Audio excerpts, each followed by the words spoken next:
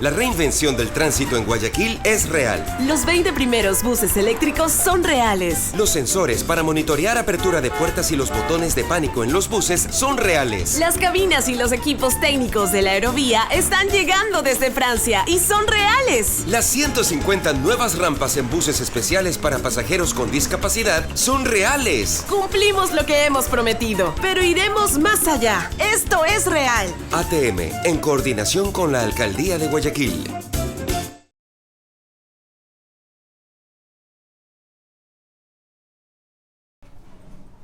Bienvenidos todos, muy buenos días. Yo soy Anderson Boscan, esto es News and Coffee, el espacio de entrevistas de La Posta para revisar la coyuntura política y la actualidad nacional.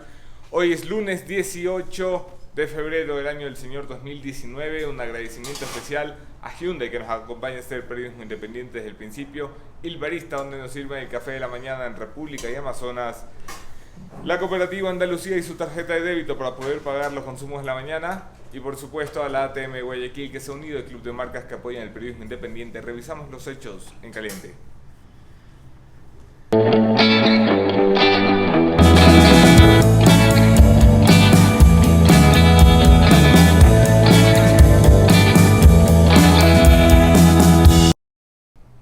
En caliente, titular principal de Diario El Telégrafo, uno de los seguimientos a las noticias que Milton Pérez transmitió para este país desde Teleamazonas, desde la ciudad de Nueva York, donde se llevaba a cabo el juicio del siglo, como se conocía el juicio contra el Chapo Guzmán.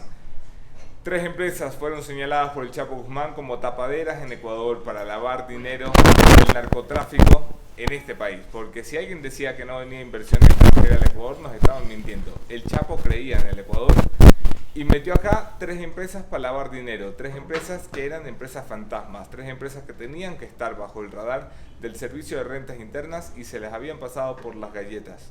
Todavía no tenemos información sobre cuánto dinero se movió, ni exactamente cuál era el funcionamiento o el mecanismo que tenían estas, pero Diario del Telégrafo revelaba esta mañana que uno de los administradores de las compañías no solamente era prófugo, sino que estaba en la lista negra de lavado de activos de Estados Unidos. Aún así, aquí, bajo el radar, sin que nadie lo notara. En temas más actuales, el Consejo Nacional Electoral vuelve a protagonizar un impasse público. Estamos en un momento en el que el Consejo Nacional Electoral, una institución que pugna por recuperar la credibilidad que sus antecesores nunca tuvieron, se vuelve a enfrascar en un tercer impasse público, como lo había dicho al principio. ¿De qué va esto? Pues ya tendremos oportunidad para conversarlos. Uno de mis invitados de esta mañana es el consejero Luis Verde Soto por las organizaciones sociales ante el Consejo Nacional Electoral. Pero arrancamos la mañana con la entrevista corta del candidato del día. Hablo por supuesto del candidato a la prefectura de Pichincha, Pablo Vélez, por el partido Pachacutic. Quédense en la entrevista.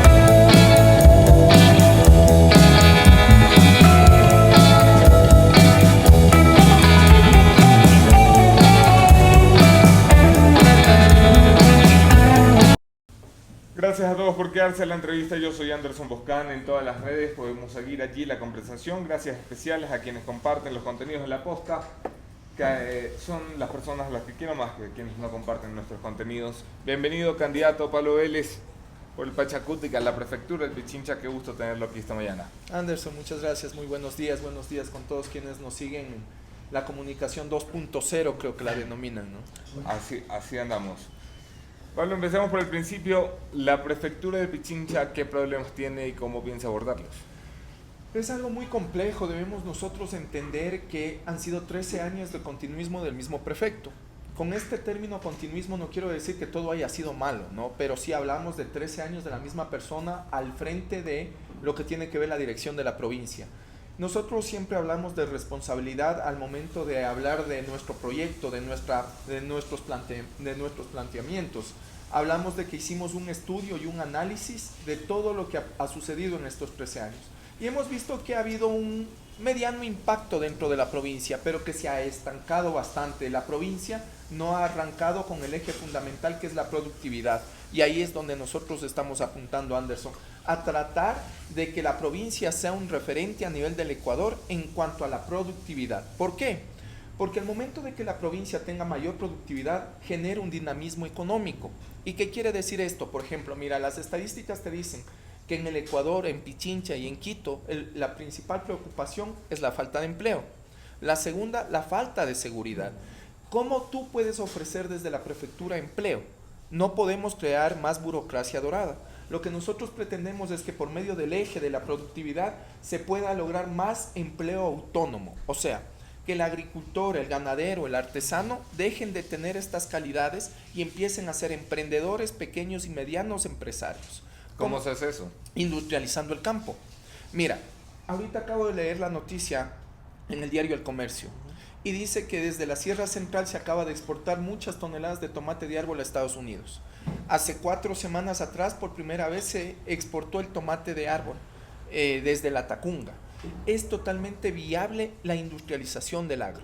Cuando nosotros empezamos este proyecto, cuando tuvimos la iniciativa de confrontar este gran reto, sobre todo para nosotros los jóvenes, yo en la actualidad tengo 35 años, el 22 de febrero cumplo los 36, así que te invito ya al cumpleaños. Ya estoy, yo me noto.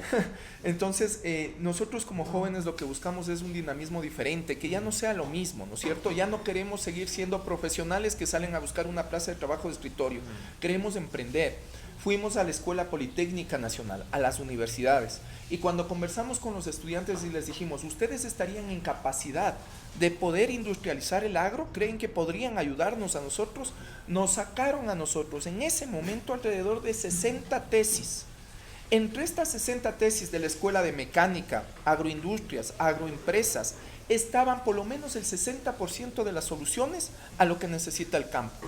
Por ejemplo, mira, en Pichincha se hace café de mucha calidad, que lo estamos probando nosotros, ¿no es cierto? En Nanegalito. En la Nanegalito, que es el noroccidente de Quito, las parroquias rurales, al igual que un excelente cacao en el noroccidente de Pichincha, como es los Bancos Puerto Quito.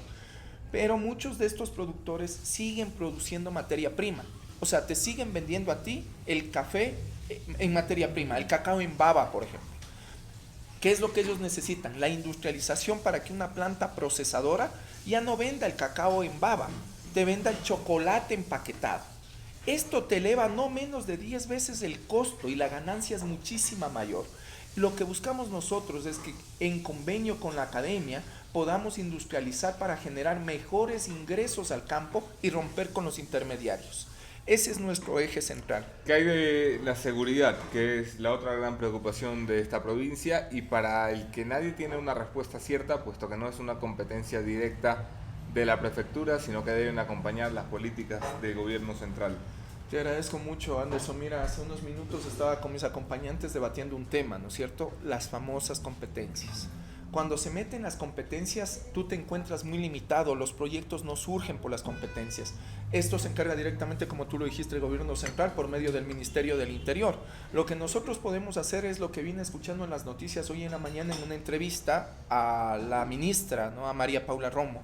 Ella decía que se ha reunido con algunos alcaldes y con el prefecto de Pichincha para ver cómo se pueden hacer. Tenemos que unificar los ejes. Mira, El tema de inseguridad, yo te soy sincero y les soy sincero a todos los que me están escuchando, no había contemplado en mi propuesta. ¿Por qué? Porque no es mi competencia, pero al momento de saber que es el segundo índice más alto, tuve que hacerlo e hicimos un eje transversal, porque debemos entender algo, que la seguridad no solamente está presta para cuidarnos a nosotros de forma física, está presta la seguridad en todos los sentidos. Por ejemplo, precios seguros. Hablamos de otro tipo de seguridad. Por ejemplo, seguridad vial. Hablamos de otro tipo de seguridad. La seguridad es global y nosotros hemos hecho como un eje transversal a los 8 puntos que tenemos el tema seguridad. Por ejemplo, te digo algo, en el noroccidente de Pichincha, en los bancos, que es una zona ganadera, hay mucho abigeato, mucho robo de ganado. Y esta gente ha dicho, a mí, ¿quién me soluciona el problema de poder portar armas? Votaré por ustedes. Entonces yo cuando fui a territorio, yo les dije, no puedo, no es mi competencia, y para serles sincero, lo que armaríamos nosotros es una guerra civil aquí, ¿no? Pero sí puedo ayudarles con algo. Nosotros pondremos circuitos cerrados de las cámaras de alta fidelidad para que sepan qué vehículos ingresan y qué vehículos salen. A esto vamos a acompañar nosotros con una frecuencia de radio, porque tú sabes que allá las APPs no funcionan de buena manera, un circuito, una frecuencia cerrada de radio para que puedan intercomunicarse directamente, y esto va a estar atado con los retenes de la policía. Es algo por lo menos que sí podemos hacer, y dentro de la urbe trabajar con el Ministerio del Interior, que es lo que más podemos hacer. ¿Por qué el Pachacutic? Cuando tuvimos muchas ofertas de muchas tiendas políticas por un trabajo político que nosotros lo habíamos venido haciendo mucho antes, ¿sí? Que no se dio, lastimosamente nos bloquearon, nosotros empezamos a ver quiénes nos podían ayudar, y no ayudarnos con el voto, quiénes nos podían ayudar en cuanto no estén manchados, porque somos políticos nuevos y estamos orgullosos de ser uno de los rostros nuevos de la política. Pensamos que es necesario que una nueva generación aparezca, más allá de la edad, unos nuevos actores políticos. ¿Por qué? Por salud política, tú sabes, todos los días los mismos de siempre con nuevos juicios de corrupción. ¿Por qué Pachacuti? Porque es un movimiento de lucha social, porque es hasta ahora el único que ha salido a las calles a decir tengan mucho cuidado con las privatizaciones, es el único que por lo menos nos brinda a nosotros los espacios para un proyecto político. Mira, de Pichincha, de Quito, yo les invito a que conozcan a todos los candidatos. No tenemos nosotros farándula, no tenemos políticos que ya vienen de otras tiendas políticas, y hay una renovación, políticos jóvenes que están esperando la oportunidad para darnos a conocer. Esto va más allá de una candidatura, va a un proceso y un proyecto político, por eso Pachacuti. ¿Qué hay del respeto a la libertad de empresa, a las clases sociales? ¿Qué hay de dejar a un lado el discurso de ruptura que tuvimos los últimos 11 años, donde había gente buena que no tenía dinero y gente mala que trataba de hacer dinero? ¿Qué hay de eso? Y te lo pregunto porque al candidato que te acompaña a la alcaldía por el Pachacutic, Pablo Dávalos, lo he escuchado incluso en el debate organizado por la Cámara de Comercio, satanizar a la iniciativa privada. Es muy complejo, pero algo sí es cierto. El Estado, el país se construye conjuntamente. No se puede construir solo desde el área laboral, solo desde el área obrera. No se puede construir el país tampoco solo desde el área empresarial. Todo es un conjunto, todo es una conjunción de circunstancias. Nosotros no podemos satanizar a las empresas, es absurdo. Es más, yo he sido partícipe de la política de Perú. Tú sabes que Ecuador era pionero en el tema textil, que ahora ya no lo tenemos. ¿Por qué? ¿Dónde están nuestras empresas textiles? Están en el Perú. ¿Por qué están en el Perú? Porque se les ha dado 4 años para que no paguen impuestos. ¿Por qué? Porque se necesita el respaldo del Estado para que la empresa surja. ¿Por qué? Porque el Estado no es el llamado a generar empleo. Estamos mal. El empleo se genera desde la empresa privada, desde la instancia privada. El Estado es el veedor, el que vigila, el que garantiza que todo sea legal, el que garantiza que no seamos explotados por medio de un código laboral bueno, ¿no es cierto? Pero es el que debe ayudar al emprendimiento, ayudar a la inversión. Nosotros un déficit que tuvimos en los 10 años anteriores, ¿cuál es? Que no existió inversión extranjera. Entonces debemos cambiar esta forma de metodología. Salvo la del Chapo, ¿no? Que está muy popular y que es demasiado sospechoso, como tú lo dijiste, ¿no? Solo a ellos no les investigó el SRI. Mira, yo tengo una pequeña empresa, yo soy también emprendedor, soy abogado, ¿no? Yo soy abogado de profesión, 11 años me he mantenido en el libre ejercicio. pero tengo una empresa, el bufete de abogados, doy capacitación legal también, creamos libros. Entonces yo sé lo que es emprender, sé lo difícil que es esto, pero a mí el SRI cada rato me notifica que no he subido, ¿no es cierto? No ha subido los anexos, algo así, no ha subido los anexos, que no cuadra esta factura, me notifica el mail. Te notifica y te cobra. ¿Te imaginas? ¿Y yo cuánto pago? O sea, si tú ves, no es mucho lo que genera, pero acá generan millones y nunca les dijeron nada. Pablo Vélez, candidato a la prefectura de Pichincha por el partido Pachacuti, gracias por acompañarnos esta mañana. Anderson, te agradezco muchísimo, un saludo a todos los que nos han logrado observar. Solo permítanme, despidiéndome, un mensaje que yo siempre los doy sin querer ofender a los demás candidatos, porque de eso no se trata, pero si algo es cierto es que si no queremos que siga sucediendo lo mismo, no hagamos lo mismo de siempre, y esto es, no votemos por los mismos de siempre. Les agradezco mucho, muchas gracias, Anderson. Gracias por estar aquí. Muchas gracias.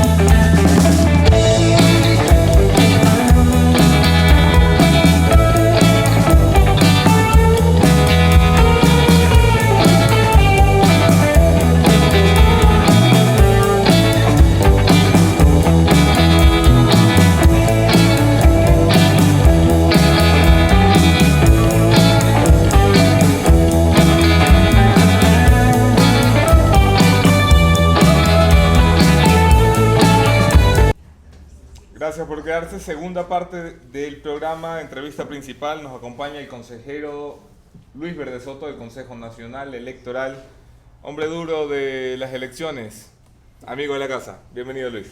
Gracias por lo de amigo de la casa. Me siento muy orgulloso de serlo. ¿Cómo estás? Un poco atribulado por este conjunto de agresiones que uno vive. A veces la función pública está aparejada con una serie de posturas bajas de tus pares, si son pares. ¿Qué carajos pasan en el Consejo Nacional Electoral? ¿Cómo es posible que una institución que está convocada a recuperar la confianza de los ecuatorianos, el día de su estreno ya estaban sacando secuelas del sol, firmaron o fumaron la pipa de la paz, lo volvieron a hacer semanas más tarde y hoy nos volvemos a encontrar en un momento de tensión dentro del Consejo Nacional Electoral con acusaciones que no terminan de ponerse nombres, ni cifras, ni nada, sino que se van lanzando al aire? ¿Qué está pasando? A ver, comencemos por el final. Aquí no hay cifras ni nombres que no están al aire. Tienen nombres, tienen cifras, tienen lugar.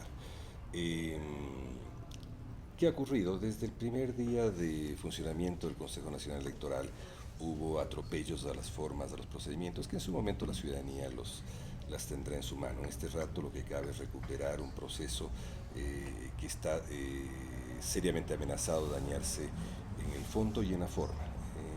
Existen varios elementos que a nosotros nos preocupan, me refiero al consejero Vita y yo, que estamos funcionando juntos. Esa es la nueva minoría, ¿no? La nueva minoría que funciona en medio de un oleaje de hiperpresidencialismo que ahora se reproduce en el Consejo Nacional Electoral. Tú sabes que el Consejo Nacional Electoral era una cuerda de transmisión del correísmo, y lo que se ha pasado ahora es de que ya no hay la presión de un Correa, pero sí hay el mantenimiento de la misma estructura de exclusión, de concentración de poder y de arbitrariedad, y eso es lo que ha ocurrido en este periodo. Nos hemos opuesto a la arbitrariedad. Tal vez estos momentos que tú dices han sido intentos que yo personalmente he realizado, he visto a Pita en esa misma posición y por eso convergemos en todas las actividades. Han sido momentos en los que en función de los intereses de la nación, en función de los intereses de preservación de la estabilidad electoral, hemos mantenido bajo conversaciones no públicas una serie de temas que ahora vamos a conversarlos y que tienen que ser trabajados. Yo tengo una duda. Enrique Pita y tú, de forma coyuntural, están alineados en lo que parece una minoría dentro del Consejo Nacional Electoral, donde hay 5 votos. Los 3 representantes, Acero, el señor Cabrera y la presidenta Tamaín, alineados en lo que parece una mayoría. están ustedes denunciando un hiperpresidencialismo que solo denuncian ustedes. Los demás, es decir, la mayoría del Consejo, cree que las cosas están funcionando de forma correcta. De eso no se tratan los cuerpos colegiados, de que la mayoría diga creo que es así y la minoría diga pues creo que no. Justamente de eso. El creo que no implica deliberación con la mayoría que cree que sí, y no implica permanentemente el acto arbitrario de aplastarte con los 3 votos contra 2. Lastimosamente en los cuerpos colegiados de 5 las relaciones son 3 contra 2 y uno más es el que define estos procesos. ¿Cuál es la definición y el entendimiento de la mayoría y sobre qué, y qué es el entendimiento de la minoría y sobre qué? Nosotros creemos, por ejemplo, la minoría, de que no debe haber una representación, ni debe haber una delegación, ni debe haber una imposición político-partidaria sobre las juntas provinciales electorales. Aquí, en cambio, hay una sola agrupación política de la cual dependen el 21 de las 23 juntas provinciales electorales. Esa es una diferencia grande. La mayoría cree que debe haber esto, lo ha dicho explícitamente, que ellos son sus delegados, que ellos deben obedecerles a sus decisiones. Nosotros creemos, al contrario, que las juntas provinciales electorales deben ser organismos autónomos, organismos independientes que ejercen una función jurídico-administrativa de entrada. ¿A qué organización responden? Tú la puedes colegir sin facilidad. Yo no quisiera meterme a esta discusión cara a cara. A eso voy, con que no hay, o sea, quiero evitar, se lanzan quiero evitar cosas, pero no, quiero no evitar. se lanzan completas. No, quiero evitar. Es como cuando salió la presidenta Tamaina a decir que hay chantaje sin decir de quién ni por qué. A Es eso parte voy. de la arbitrariedad. Vamos bien. Yo quiero evitar la polémica con un partido político que ya se ha pronunciado. Manténlo en Con ese. el Partido Social Cristiano. Sí. Vamos a ponerlo sobre la mesa. El Partido Social Ya se Cristiano ha pronunció. emitido un comunicado diciendo que, señores, nosotros tenemos un representante, al igual que lo tiene Creo, que lo tiene País o que lo tiene el Pachacuti. Esa es la diferencia, y yo creo que fundamentalmente en el caso de Enrique Pita, él no se conceptúa un representante de Creo, él se considera un consejero electoral independiente que tiene origen su candidatura en Creo, pero que toma sus decisiones con independencia de la organización de la cual originó su candidatura. En mi caso, yo formo parte de la sociedad civil, es evidente de cuál es mi origen. Tú eres el lunar. Yo soy el lunar, como dicen allí, pero incluso se burlan, dice, es el académico, el que nos hace política, el que no es parte de estas honduras políticas más profundas. En cambio, el Partido Social Cristiano cree que tiene un representante, y este representante ejerce la mayor parte de las decisiones dentro del Consejo Nacional Electoral. Las ejerce en asocio profundo con la presidenta y en asocio profundo con la consejera Acero. Es quien dirige este conjunto de procesos en que estamos estrato inmersos. Nosotros creemos, por ejemplo, de que en el caso de la división de actividades de control, que debe haber un cuerpo colegiado, debe haber un control cruzado. Esto es la presencia de todos en todas las actividades. En cambio, los representantes de la mayoría creen que no, que es de exclusividad de ellos el tener el control del proceso informático, tan susceptible para los partidos, tan susceptible para el proceso político. Ellos creen que deben tener el control de todo. El proceso informático está en manos, si no me equivoco, del consejero Cabrera y la consejero Acero también. Así es, son representantes del Partido Social Cristiano. La representación, el tema de las organizaciones políticas está en manos de la consejera Acero, que cree que todos deben ser sus representantes. Se ha presentado ante las juntas provinciales diciendo que tienen que ser sus representantes y tienen que obedecer sus instrucciones y no los destituye. Nosotros creemos lo contrario. Por ejemplo, tenemos este rato temas evidentes de organización del proceso en el que tiene que haber un control cruzado con presencia de todos. No nos dejan entrar, no nos dejan mirar qué es lo que está pasando dentro y nosotros expresamos al exterior lo que está pasando. Lo hemos hecho con sensatez durante semanas adentro, tratando de llegar a acuerdos, tratando de llegar a posiciones transparentes, pero no es posible porque ¿Por qué es tan difícil llegar a acuerdos dentro? Porque están representando intereses particulares, no intereses Porque están generales. dependiendo de los partidos. No a los partidos, yo creo que a un partido. No a los ¿Qué partidos. peor? Si estuvieran defendiendo a los partidos sería estupendo, porque son los sujetos políticos. ¿Cómo? Todos los partidos políticos tienen que estar mirando atentamente lo que está ocurriendo. Tú has puesto el dedo en la llaga. ¿Cómo fue que pasó esto? ¿Cómo fue que pasó esto? Yo me acuerdo haber tenido contigo una conversación antes de que se anuncie la reestructuración del Consejo Nacional Electoral y hacerte la pregunta de si teníamos que volver a la representación de partidos. Y recuerdo que tú creías que era más justo tener representantes de distintos partidos en el Consejo porque garantizaba que nunca más un partido iba a dictar la línea del Consejo Nacional Electoral.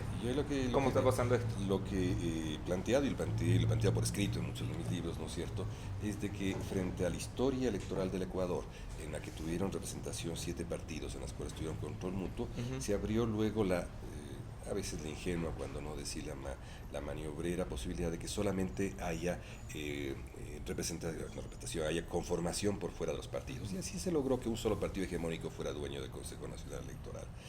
En reacción a la transición se ha tratado de mezclar los dos modelos, es decir, un modelo que tenga control partidario y que tenga dos representaciones más bien de la sociedad civil y los no partidarios. Este modelo se ha mostrado que está fracasando. ¿Por qué está fracasando? Porque un partido político cooptó a las representaciones de uno de los otros partidos y además cooptó la representación de los grupos o de organizaciones sociales. El Partido Social Cristiano dirige la presencia, la conducción, las decisiones de la consejera Tamarín, y consiguientemente tenemos este modelo no está funcionando, que es un modelo en el que tenía que cruzarse ya no solo el control partidario, sino el control de la sociedad civil. Esto es lo que no está funcionando, porque en la práctica ha habido una alianza de un partido político con la consejera Tamarín, que venía de la CONAIE. Es ciertamente una alianza algo espuria en términos ideológicos, pero en política todo se puede, todo se hace. Lo que sí ha habido es que nosotros estamos opuestos. ¿A qué estamos opuestos? Vamos a conversar sobre eso. Estamos opuestos, por ejemplo, a un contrato de computadoras. Hay $1.600.000 que se trató de contratar para computadoras de otra marca de la que tiene el Consejo Nacional Electoral. No tiene sentido el que se cambie de marca a medio camino, que se los contrata al final. Y nuestra investigación, pese a que no nos han dejado llegar al contrato, lo conocimos cuando fue rechazado por el CERCOP, porque se tendía a favorecer a una empresa en especial. Hay que investigar cuáles son los vínculos de esa empresa. Lo que localizamos es que no tenía sentido comprar el equipamiento, sino repotenciar el existente, y que la relación de precios entre lo uno y lo otro era infinita. Por ejemplo, estamos en desacuerdo. La mayoría piensa que, pese a que tuvo meses como parte del Consejo Transitorio y ahora, de que el monitoreo había que hacerlo con un contrato determinado, que reventó porque ese contrato no se lo hizo a tiempo, el CERCOP lo rechazó, lo ha dejado que se lo contrate con una empresa. Esta empresa, los investigadores de nuestras consejerías han mostrado que es la misma empresa camuflada de otro modo. Hemos reclamado, hemos pedido que esto se vea, pero lo que hay, lo justo es de que hay 12 días sin monitoreo, 12 días de los 45 que viene la campaña, es decir, está navegando a ciegas.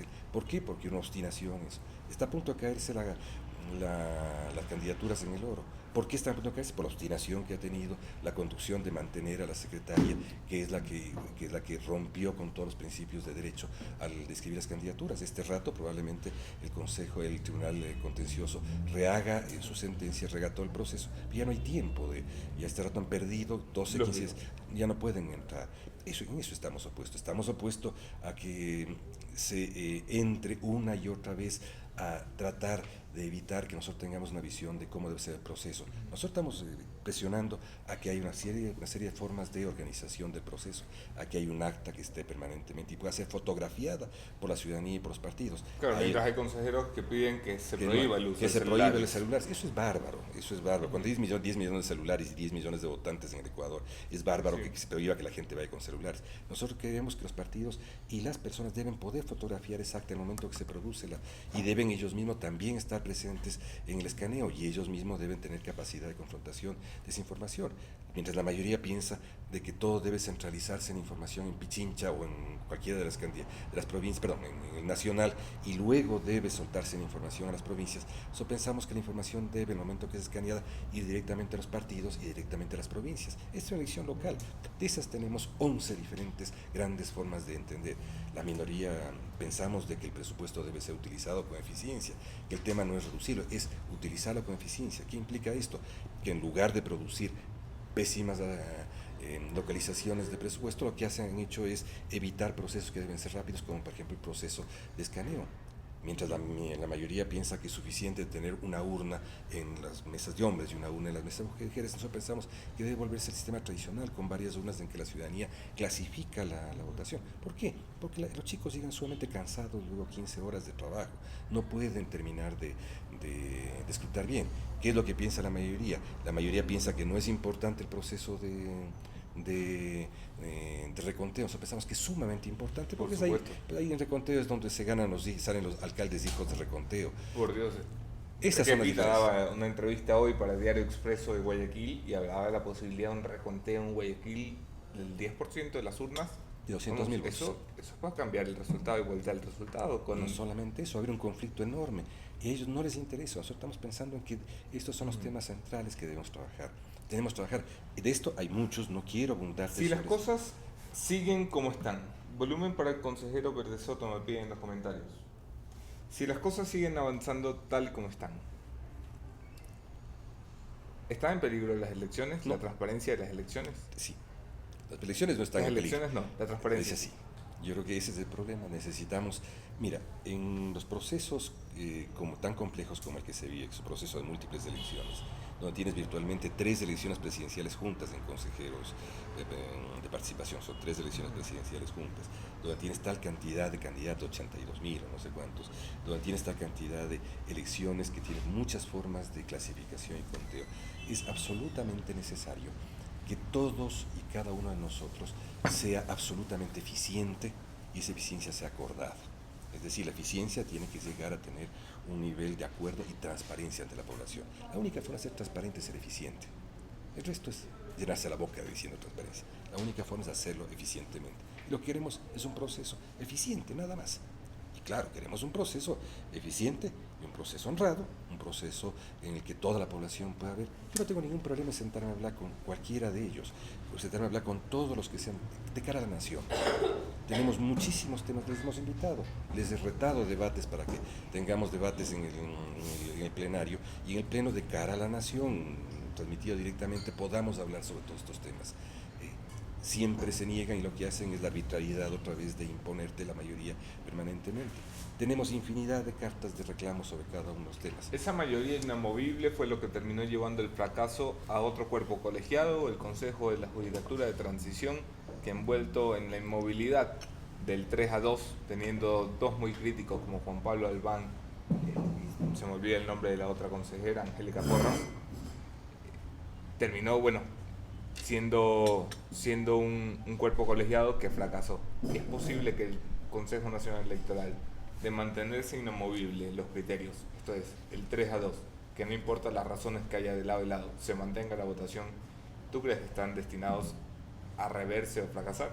No, yo creo que la comparación con el Consejo de la Judicatura no viene al caso. No viene al caso porque no se trata de un disparar indefinidamente. Por eso los hemos mantenido durante 2 meses y medio dentro de la necesidad de conversación interna. Lo que pasa es que cuando cada vez que tú conversas, llegas a un acuerdo y dura minutos antes de que vuelvan a remover funcionarios, vuelvan a imponer criterios, vuelvan a asumir ineficiencias conforme a organización y vuelvan evidentemente a proceder en contratos en los que no se conoce nada. Entonces, obviamente, tiene que un dato salir en la ciudadanía. Nosotros salimos de la ciudadanía para decirle esto es lo que está pasando. Y más aún, queríamos, ¿no es cierto?, ir al Parlamento para ir a mostrar ante todas las fuerzas políticas lo que está ocurriendo. Lastimosamente, el Parlamento no terminó de convocar a la reunión que estaba prevista. Quisimos ir a la reunión de la Comisión de Asuntos Internacionales. Lastimosamente la presidenta desistió no ir, no explicó las razones por las cuales no iba. Yo me prestó para acompañarle, pero al no ir yo no debía ir, ¿no es verdad? No cabía profundizar la división. Yo estoy dispuesto a dividir. Con el consejero Pita estamos dispuestos los dos a debatir ante todo el país. Y si hay que sentarse ante una mesa en la que esté presente el Consejo de Participación Ciudadana, que tiene su función el control de la transparencia y la anticorrupción, que esté presente, que ellos sean, si es necesario una auditoría de Contraloría de todos los procesos, que estén presentes, necesitamos eso. Ahora mismo el tema que no hemos tratado, que me hubiera gustado tratar con más profundidad, es el tema de los medios digitales. Ese es un vamos tema... a ir a eso porque a mí también me gustaría tratarlo con profundidad, pero tengo que hacerte una pregunta incómoda. Claro. En la rueda de prensa, la presidenta Tamarín, sin dar nombres, sugirió que alguien en el Consejo la buscaba chantajear. Ese alguien, por la coyuntura, bien podría ser tú o el consejero Pita. Pregunta directa. ¿Tú chantajeaste a la presidenta del CNE? Es divertido la pregunta.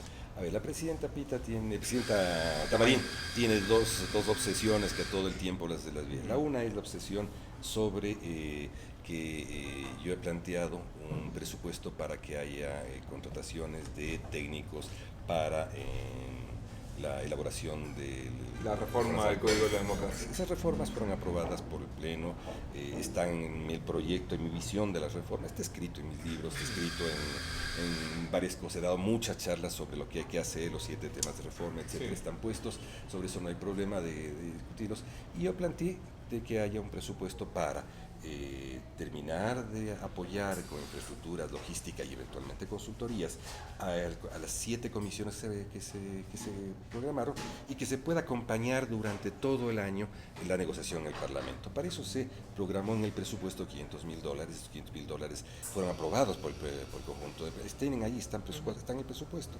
Y lo único que se ha pasado es de que el momento en que comenzó a funcionar esto, hay que entregar las reformas en 4 semanas, Nunca la consejera Tamarín habrá hecho alguna vez una reforma para que no sepa lo que significa reformar un código de 400 artículos en 4 semanas. Sí. Seguramente debe ser alguna muy inteligente los planteamientos que tiene en la cabeza y prefigurados que ya no hay necesidad de ella, que se sentará en una máquina y podrá escribirlos.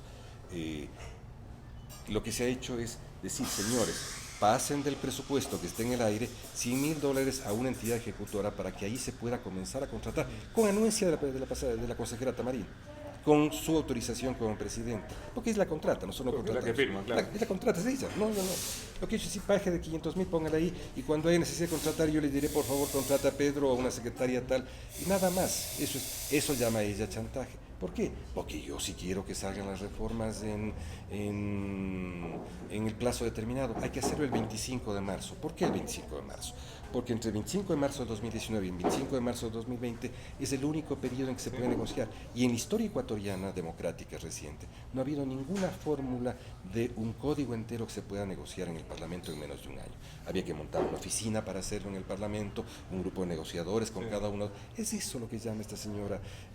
Realmente me indigna el que se siga manejando esta figura de insinuar que yo tenía algo que ver con lo que he hecho con esto, al bloquear esto y decir que ella jamás contratará esto, es para bloquear la contraparte internacional para muchos proyectos de cooperación que están en curso. Puedo enumerarlos, no quiero enumerarlos este rato para no introducir, pero hay muchos proyectos de cooperación para apoyar la reforma, a los cuales hay que tener contraparte.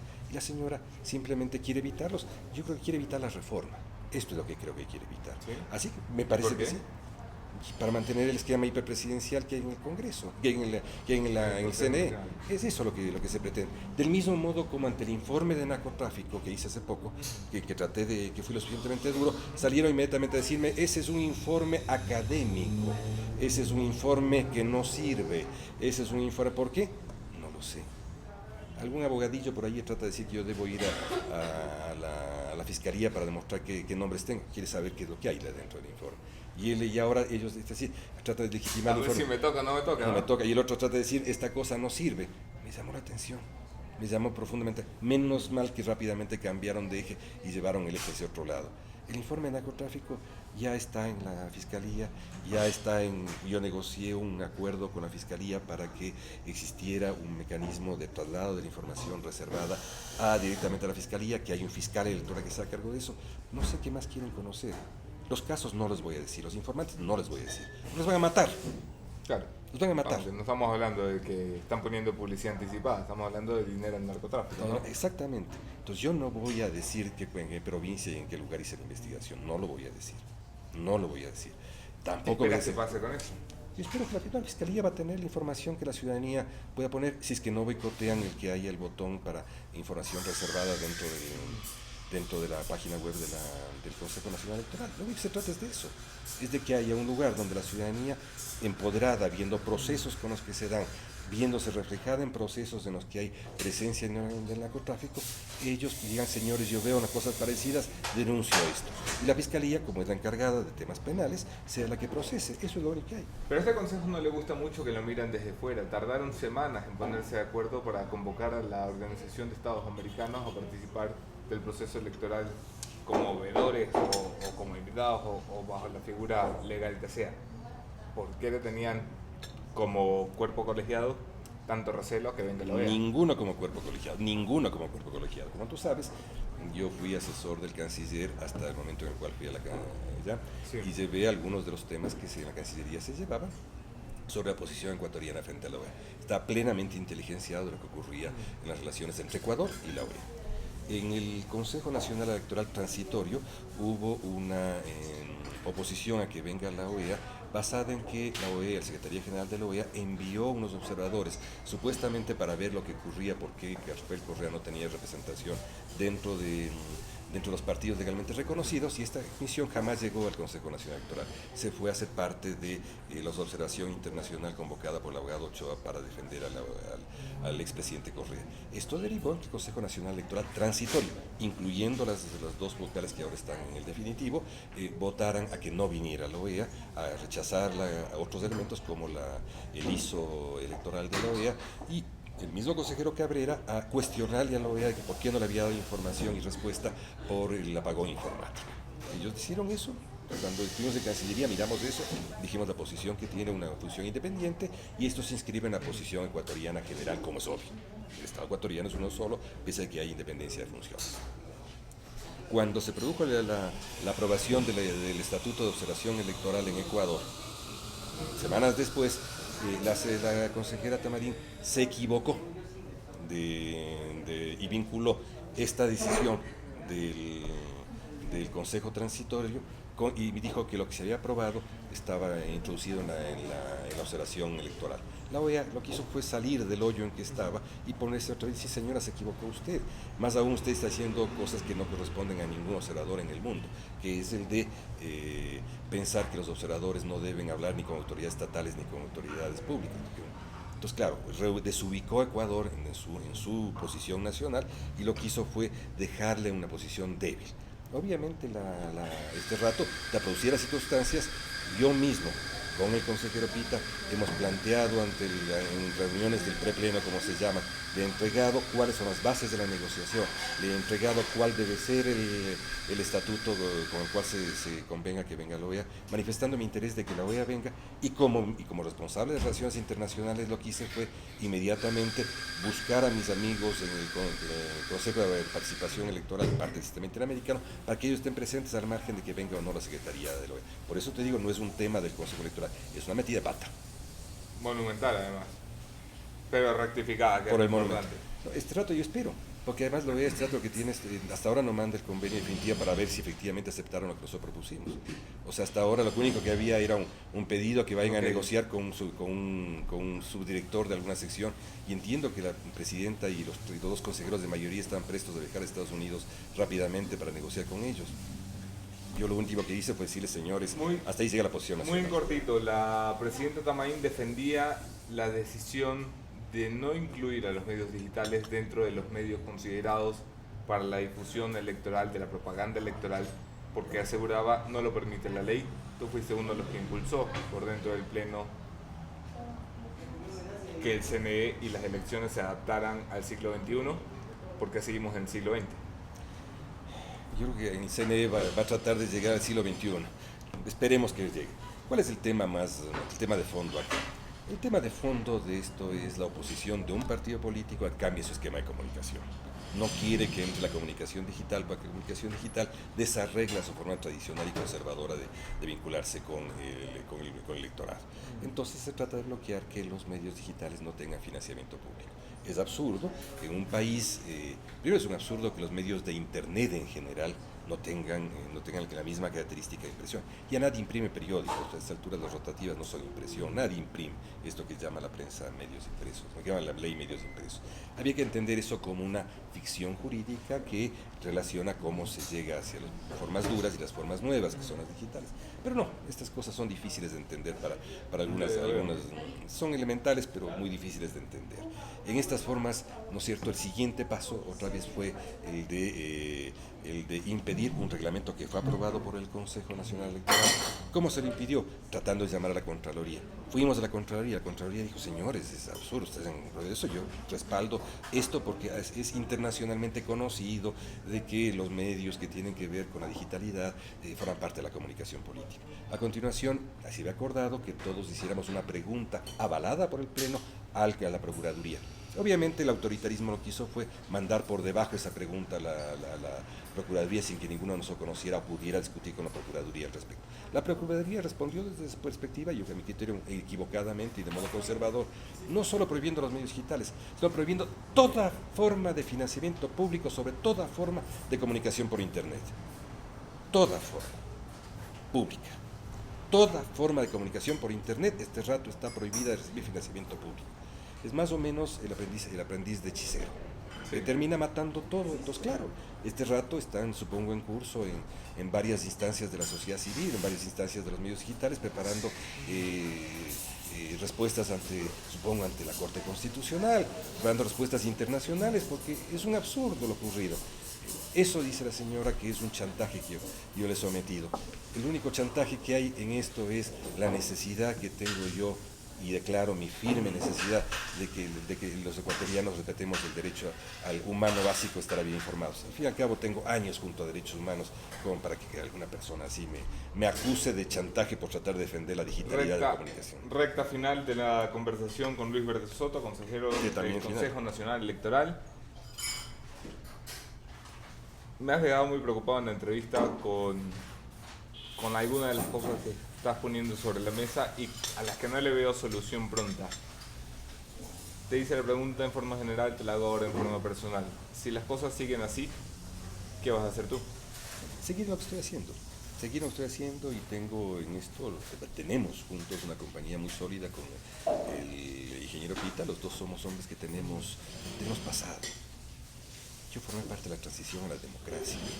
Tengo 64 años y cuando tenía 24 fui asesor del presidente Jaime Roldós y no voy a dañar mi pasado por ninguna insolencia que se produzca en el camino. No voy a dañar mi pasado por eso y consiguientemente, ante más provocación, yo sabré responder atinadamente.